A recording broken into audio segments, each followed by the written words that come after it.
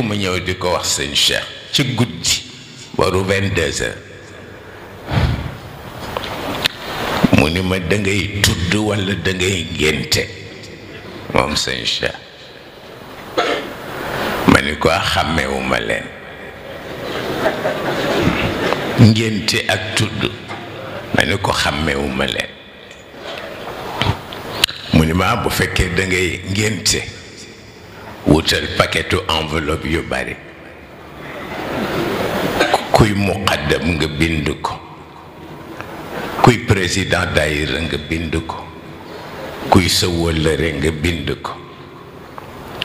mu ni ma bu bés ba ñoom ñëpp daañu la wuy si te kuy ñëw la mu gën a fonk lay sol mu ni ma yow mi yor ngénte li woo leen bu ñëwee doo leen tal ndax jàbbante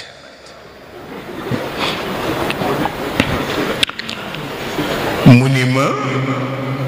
daanu leen tuur ndoxu raxasu tuur leen laax walla soow ci ku woo sa nawle gor ba mu ñëw taloo ko mu ni ma sa soxna bi door a mucc yendoo jaabante mën na ca jële wéradi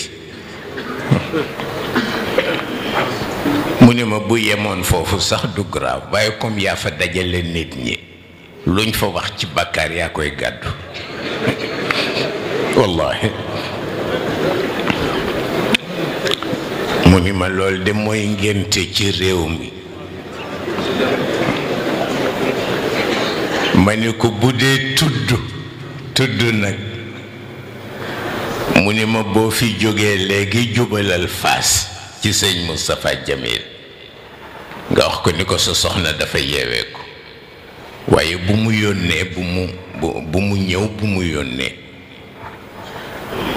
mu ni ma guddi na waaye boo lëgee nga dem ci waawoon ci sëñ Mansour wax ko ni ko sa soxna mucc na waaye bu mu ñëw bu mu yónnee mu ni ma sëriñ Abdou man dinaa ko informer son bopp parce que moom laa yebal mu ñëw joxe tur wi mu ni ma ñoom soxna umu bu nu ñëw bu nu yónnee ma wax ko soxna umu rek mu aju waaw xoolatuma sax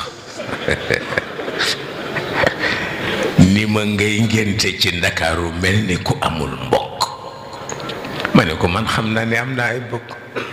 loolu doy la tabaarakallah sëñ Cheikh ni ma xuloo jàmm rek moo ciy mucc